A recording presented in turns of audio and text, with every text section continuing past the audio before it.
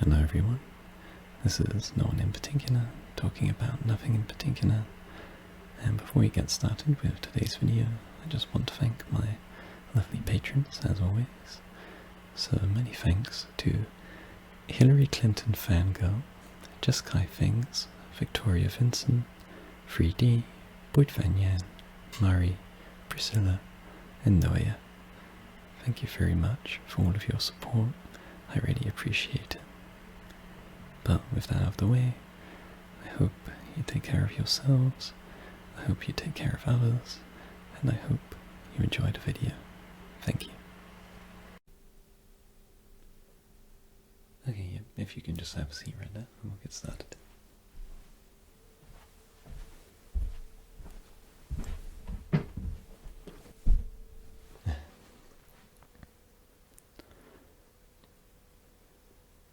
So, nice to meet you.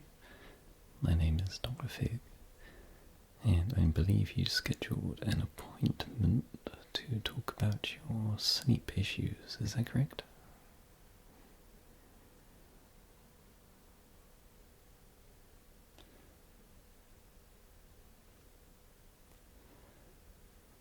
Okay, so let me just load up your file here.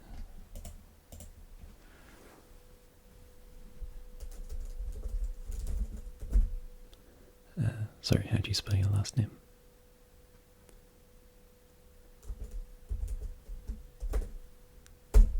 Okay, thank you.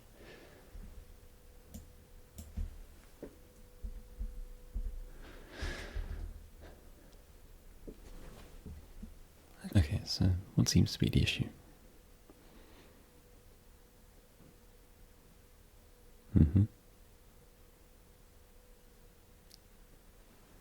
Okay.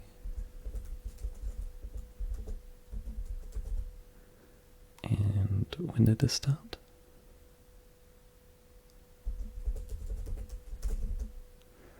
And how long has this been going on for? Thank you.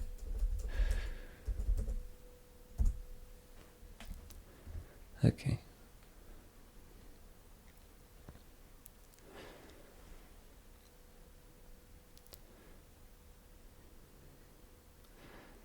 So, have you been experiencing any other symptoms alongside this?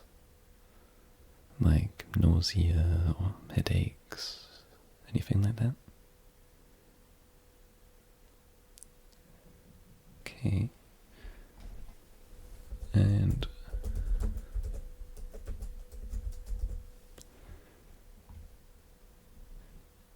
any difficulties with your hearing or your sight?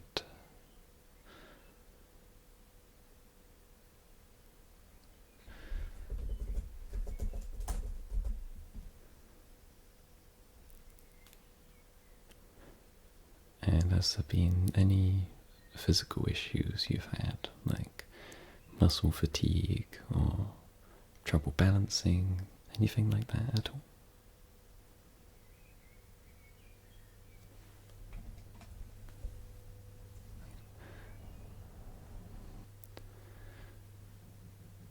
Any past medical issues I should know about?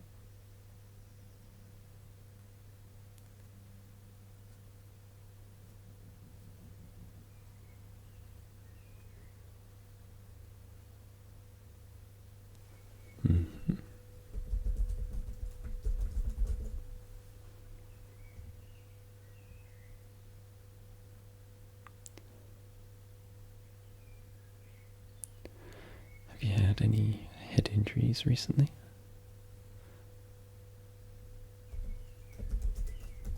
Okay.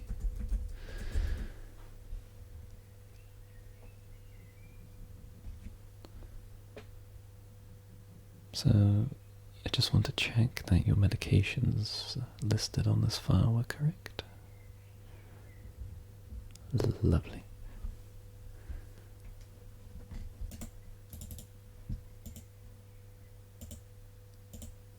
Great.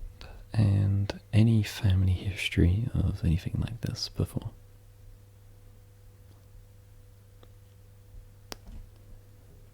And thank you.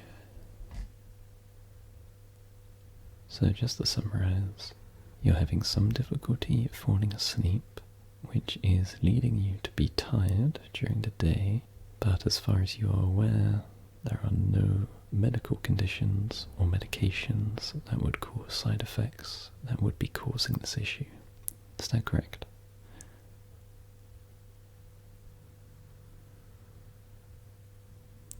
Okay, wonderful. Just wanted to check that we're both on the same page.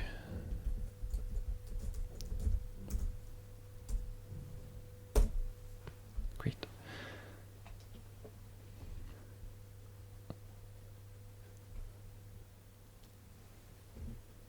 But either way,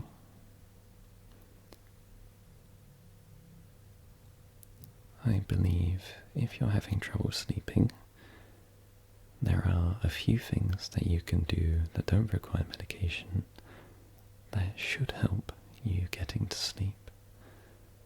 So first of all, sleep schedules are quite important. If you tend to have a sort of erratic sleep schedule where you're waking up at 7 a.m. on some days and then mid-afternoon on the others, then that might be a big cause for why you're having trouble getting to sleep, because your body clock needs to maintain a sort of constant or similar enough rhythm in order for you to be able to fall asleep consistently. So what I would recommend is, even on the weekends, if you're generally going to sleep and waking up fairly early, that you maintain that as much as you can through the weekend. Generally speaking, you don't want to be changing your sleep schedule more than an hour either way. But if you do, it's not the end of the world, and sleep schedules are very malleable, but you have to be able to do it consistently, generally speaking. Sleep schedules are pretty malleable, so if you're finding that you're waking up way too early or way too late, you can try to change that by getting up slightly earlier or slightly later and going to bed again slightly earlier or slightly later. Another thing that I do want to clear up very quickly is you don't necessarily need 8 hours of sleep. That doesn't mean you should get as little as possible.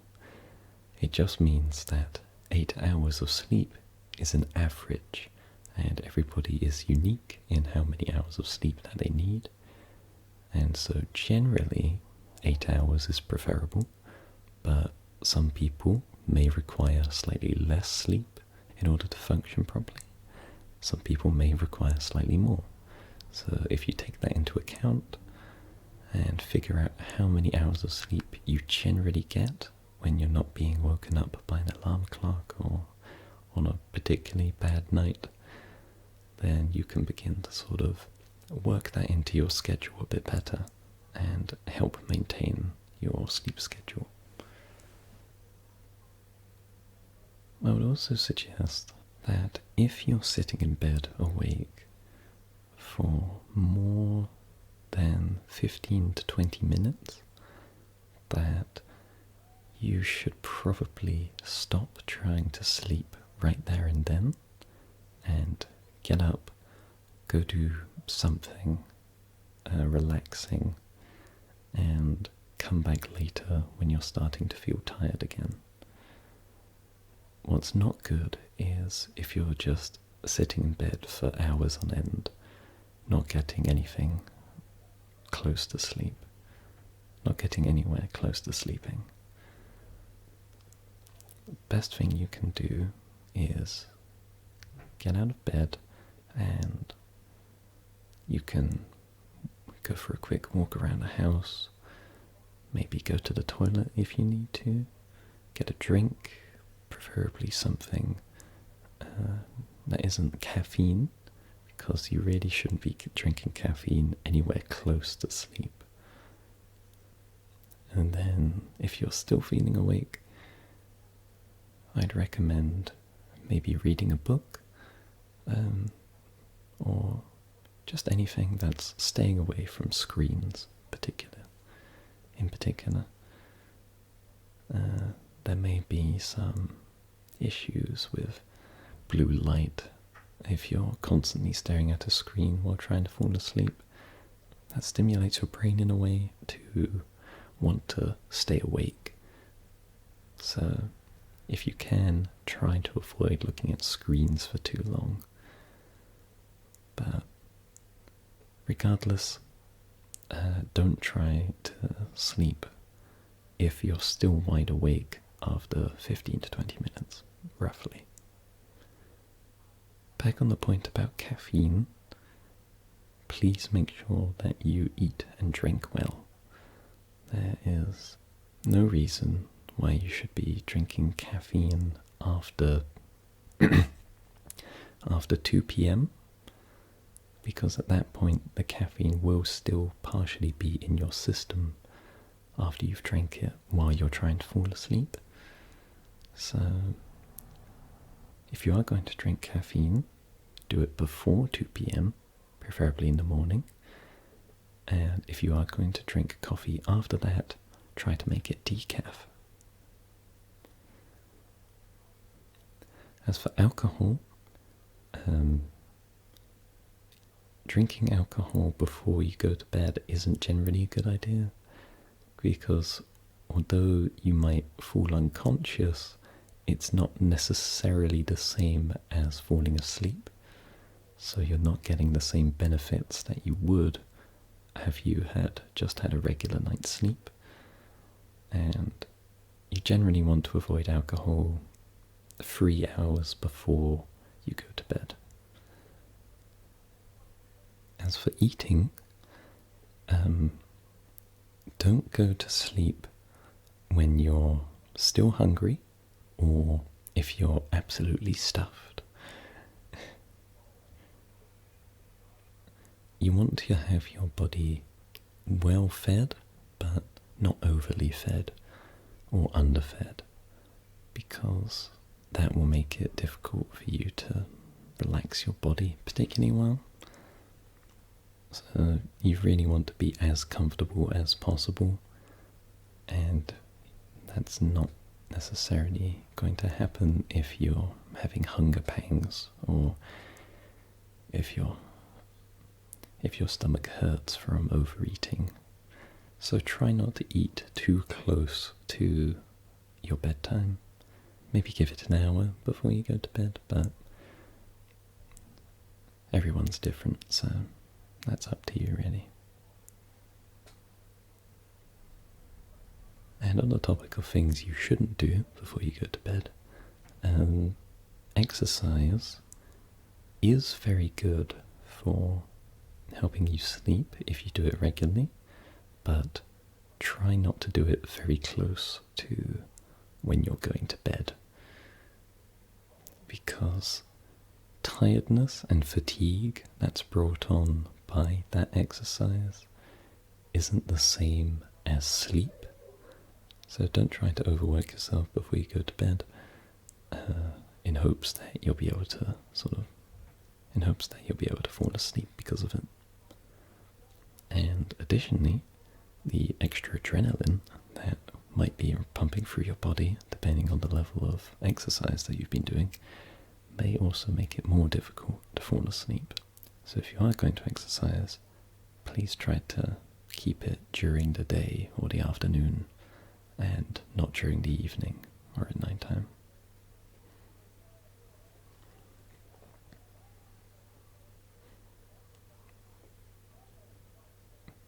Yeah, that's a good question. So when it comes to naps, generally you want to avoid having naps if you can, but if you do want to have a nap because maybe you had a very difficult night's sleep in the previous night, try to only have a nap for about 10 to 20 minutes. You really don't want to have a long nap in the afternoon, because that will just make it harder for you to go to sleep the following night, and it might mess up your body clock a little bit. So please try to keep your naps short and no later than, say, early afternoon, because after that, then it will be difficult for you to fall asleep again. Another thing that you'll want to consider is your environment that you sleep in, because you don't want the temperature to be too hot or too cold where it's uncomfortable, because that's going to be really difficult for you to be able to fall asleep. But also, if your environment is particularly noisy, you may want to consider earplugs or headphones and listening to relaxing music or other sorts of relaxing videos. If your environment is too bright, then I would suggest maybe a sleeping mask or light blocking curtains. And sometimes it can be a case that your mattress isn't doing you any favors. So if for whatever reason your bed is just generally uncomfortable every time you go to sleep, you may want to invest in buying a new one. And lastly, if you're having difficulties falling asleep despite all of the physical stuff that you're doing, like you're eating well, you're drinking well, you're actively fit, and you're not having too many naps, then it may be the case that you're worrying about something before you go to bed. And if that's the case, then you may want to dedicate some time during the day to figuring out those worries before you start thinking about going to bed. One way of doing that is maybe writing all of your frustrations that you've had during the day down. So maybe after you come back from work or school, you quickly just note down everything that you think you might have on your mind during the night. If there's been some unresolved conflicts that have happened, or if you're just really stressed about something, then writing them down can be a good way to process them and free up your mind before you go to sleep. So, given all of that, you may still wish to either try sleep medication or therapy, both of which are effective in helping people go to sleep, depending on what works for you. Some people respond better to medication, some people respond better to therapy.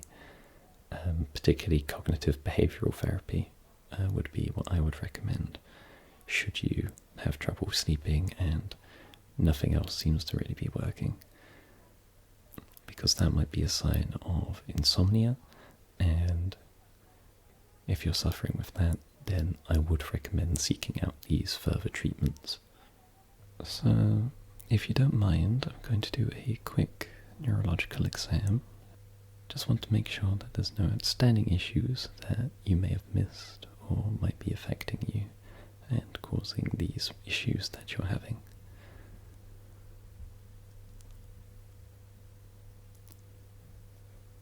So, where do you think you are right now?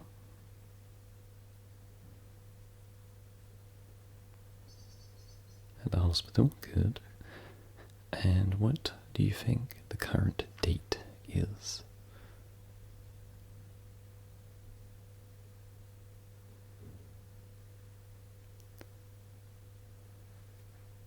Very good.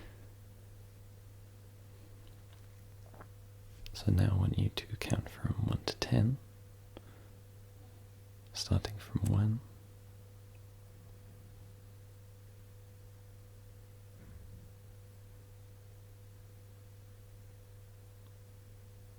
Very good.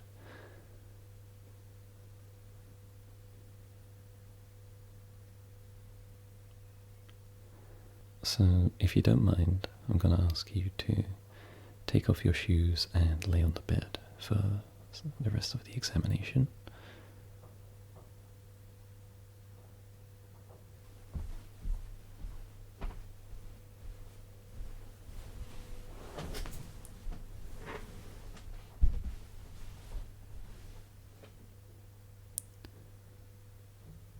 Okay, so if you could just look straight forward for me, with eyes wide open.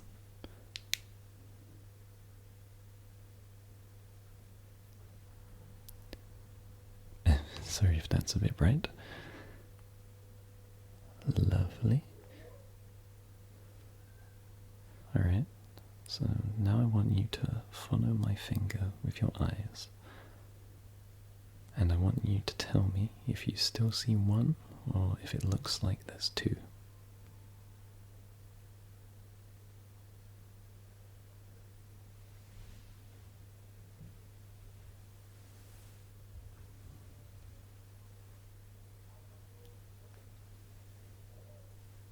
Now the other side.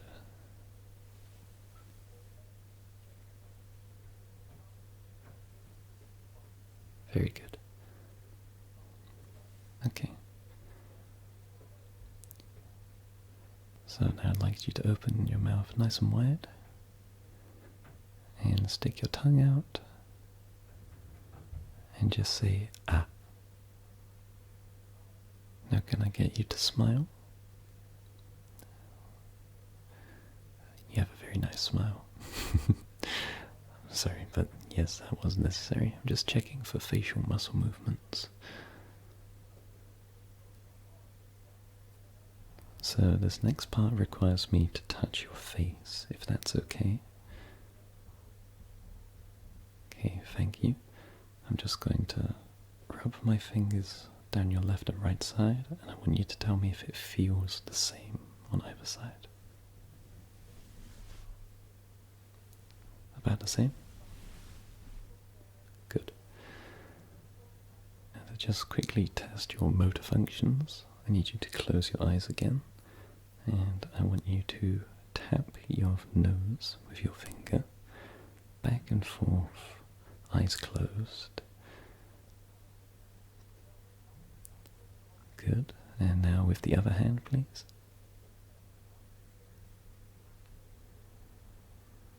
Good. Okay, so I'm going to use this to test your reflexes. And sorry if this hurts a little bit, but I'll try to be gentle.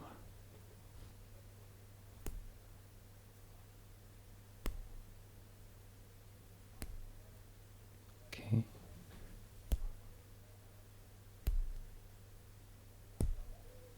That's good.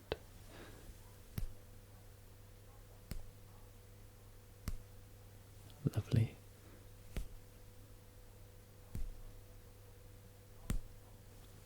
Excellent.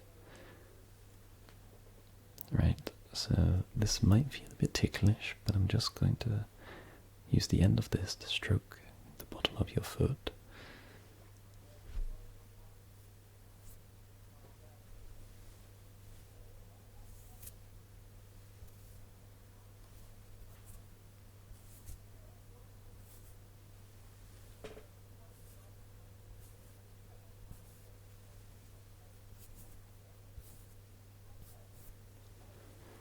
Good. And last bit of coordination now. I just want you to touch your knee with your foot and back and forth. That's good. And one more time with your other foot. Wonderful. Okay, so that concludes the neurological exam. I think it's safe to say that your sleep issues might just be insomnia or poor sleep habits at this point. I don't think there's any current medical condition that would be causing these issues that you've been having. So overall, I'd say that's good news. If it was a medical condition that was causing this, then I may have to ask you to stay in the hospital for a bit, but as it stands, I think you're fine. So saying that, there are still some things that I can do for you that may help, but if they don't, then you may have to resort to sleep medication, in which case I'll get one of the psychiatrists to prescribe you one. Either that or you can get some non-prescription sleep medication. Okay, well, I think that's the end of the appointment. Do you have any other questions or queries?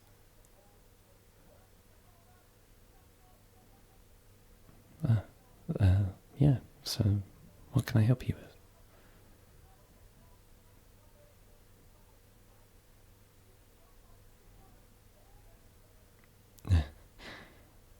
Well,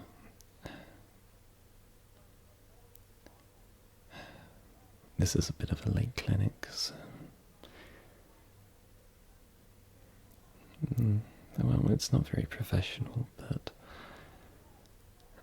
we do have a sleep lab that I can direct you to, and from there I could try some things that might help you fall asleep.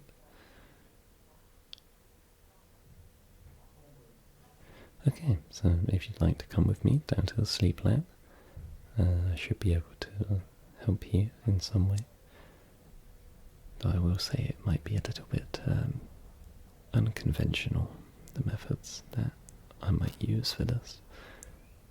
But as long as that's okay with you, then I'd be happy to proceed. Okay, wonderful. So, come with me.